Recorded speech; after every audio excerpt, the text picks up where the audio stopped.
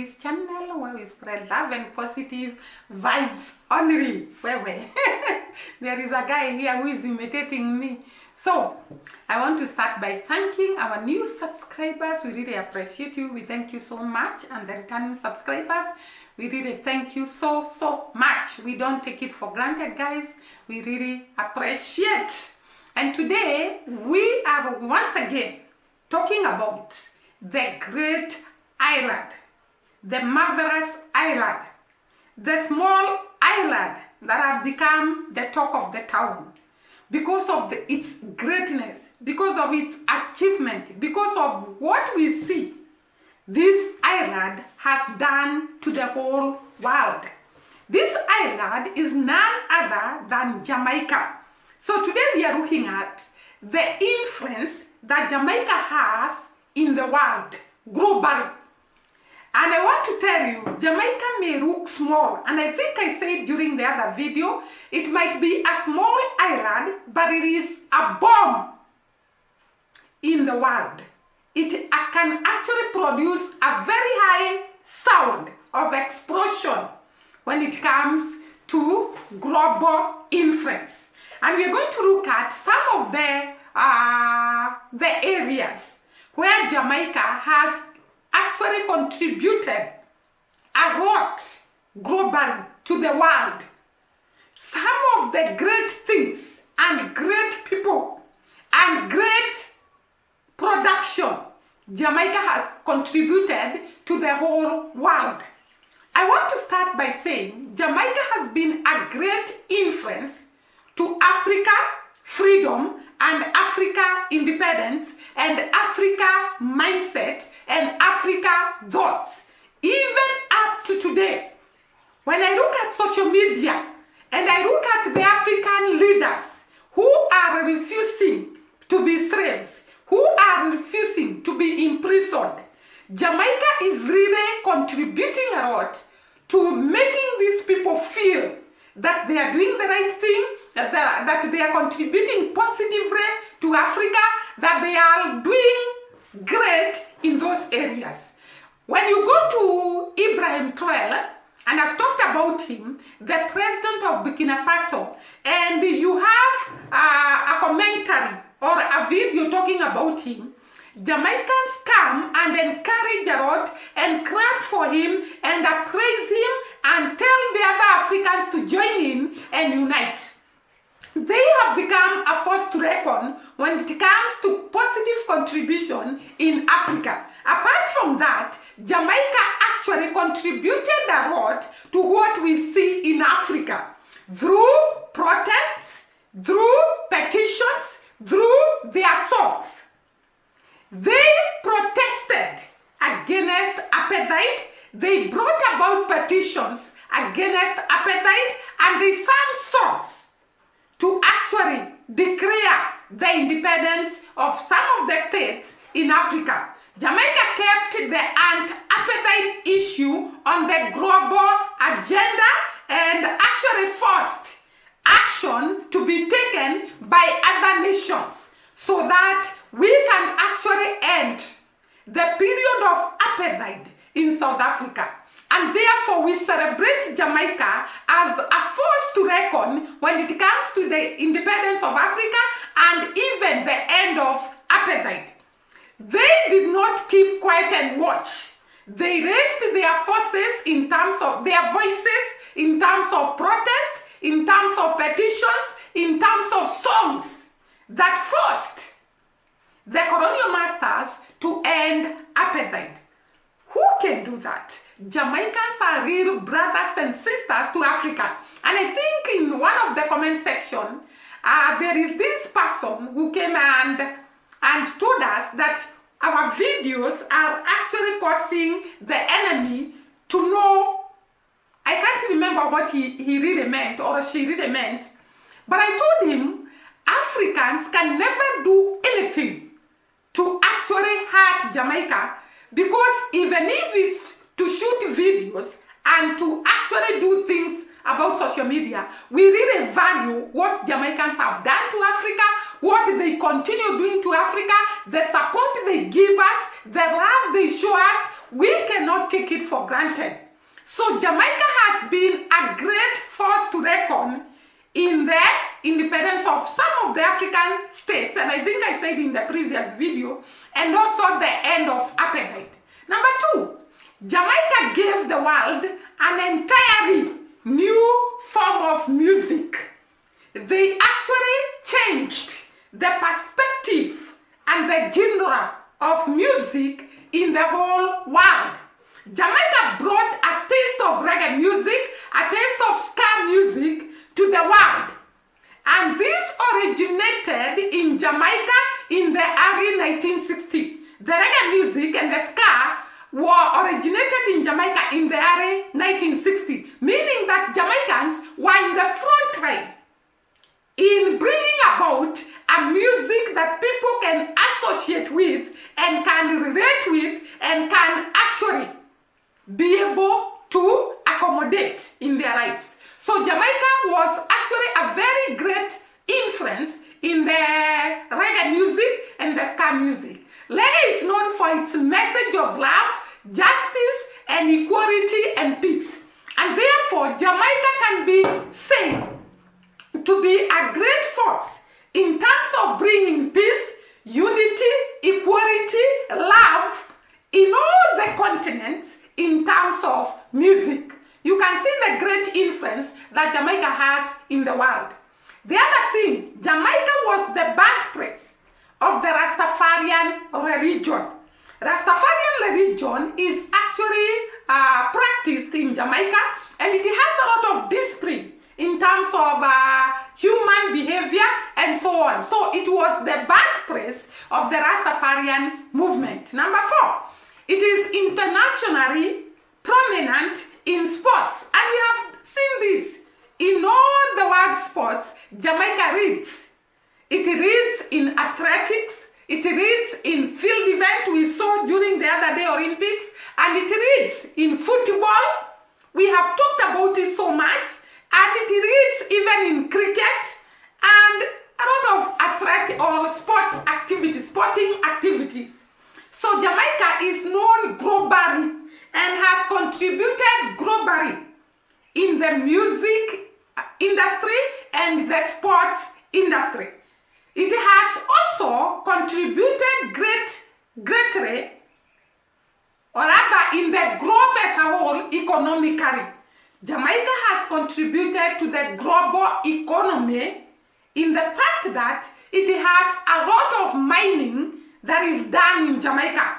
So in the global economy, Jamaica has been a great influence because of the many minerals that come from Jamaica. Some of the minerals that come from Jamaica are copper, lead, zinc, phosphate, titanium because of the black soil, and it is the world main producer of bauxite and aluminium. Did you know this? That Jamaica is actually the main producer of bauxite and aluminium in the whole world. Not forgetting, Jamaica also has discovered gold, and it also produces oil. So Jamaica has actually contributed a lot to the global economy through mining, and don't forget agriculture produce and tourism industry. So Jamaica contributes a lot to the global economy. Apart from that, Jamaica has produced people that have done a lot outside Jamaica and have been a force to reckon in the outside world because they have been participating in activities that actually uplift the countries they are in.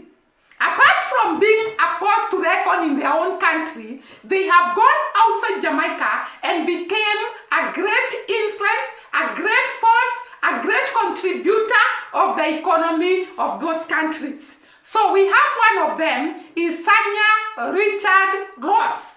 Sanya Richard Ross was born in Jamaica, Kingston, and she learns, or rather, she participates in athletics in United States of America. She has actually won gold in 400 meters for United States of America. So she actually runs for the United States of America and has been a great force in that country and has actually won a gold medal for United States of America. The other one is Marine Otto, who runs for Slovenia. She was actually running for Jamaica and later moved to Slovenia, where she's running for Slovenia and has won great medals for that country. The other one is Jack Arihavir, who competes for Turkey. So this guy runs for Turkey and has won some gold medals for Turkey. So apart from being a force to reckon in their own country, Jamaica are a force to reckon in the countries they go, and they become great people, great influence, great contributor to the economy of those countries that they move in. Other people who have contributed to the economy of other countries are Malcolm Gladwell, who is an author. This guy is a known author. He has written several articles in New York Times, and it is actually, he has written best-selling articles in the New York Times. And this guy, actually the mother was from Jamaica. So this is a born, or rather, he has Jamaican roots and he's doing very well in writing in New York. He's a great force to reckon in New York Times. The other one is Naomi Campbell. Naomi Campbell is a supermodel. Her mother was a Jamaican. She dominated the runway in the early 1980s. So this girl was competing for fashion and modeling, and she actually dominated the runway in the early 1980s. She remains a force to reckon in the whole world, in the world of fashion. So she's actually a fashionist, and she's dominating the whole world as a fashion icon. Campbell, we have said she has her roots, her mother was from Jamaica. The other one is Patrick Ewing, former NBA athletic, born in Kingston and moved to US when he was 12 years old. And he has become a member of US Olympic Dream Team, winning gold medals in basketball. So he has competed for United States of America and won gold medal in basketball. So this guy has actually contributed a lot to the United States of America economy in terms of winning gold medals in the basketball. So you can see the great contribution that Jamaica has outside Jamaica in other countries, and they become a force to reckon even in those other countries. Jamaican blood is the one of resilient. We have talked about it. A lot of hard work, a lot of determination, and they never give up. And therefore, the country they move in, they become a force to reckon. The other one that we are going to recognize is Collins Powell. We have talked about Powell. He was the U.S. Secretary of State, and he was actually the first to be appointed as the U.S. Secretary of State in the group of African American. And he served as the U.S. Secretary of State under President George Bush of the United States of America. His parents were Jamaicans, and Collins Powell is a known figure. He is somebody that we all know, that he is a force to reckon in the United States of America. He even served in the army, and he has done a lot of work, and he actually is recognized in United States of America. The other one is Al Locker. Al Locker, I don't know whether it is Al Locker, a television host who is actually a Jamaican, but he is loved all over America because of his sense of humor and his presentation in the program Today Show. He is known by most of us and even the Americans. He's a known figure because of this show that he hosts, the Today Show. The mother was a Jamaican and the father was a Bahamian. So he's actually from the Caribbean. The two parents are from the Caribbean, and maybe his captivating nature originates from the fact that he is from the Caribbean. He is actually a very, very entertaining host in the TV industry, and he keeps the audience glued to their screen because of his sense of humor and entertainment character, and therefore he's known all over the world. Remember that he has his parents originating, one from Jamaica, the other one from Bahamas. Then we have seen Kingston, who is a singer. He has sung songs like Beautiful Girls, and he attended high school in Ocho Rio. He grew up around music. His grandfather was actually Jack Ruby, who is a popular producer and actually a sound system operator. So this guy originated from Jamaica and is known all over the world, and now he's outside Jamaica and doing very, very well. Jamaicans have a lot of influence even in the outside world. We have so many Jamaicans in the United Kingdom. We have so many Jamaicans in Canada. We have so many Jamaicans in United States of America. Not forgetting the Vice President of America, Kamala Harris, who is actually now vying for the presidency seat in the United States of America.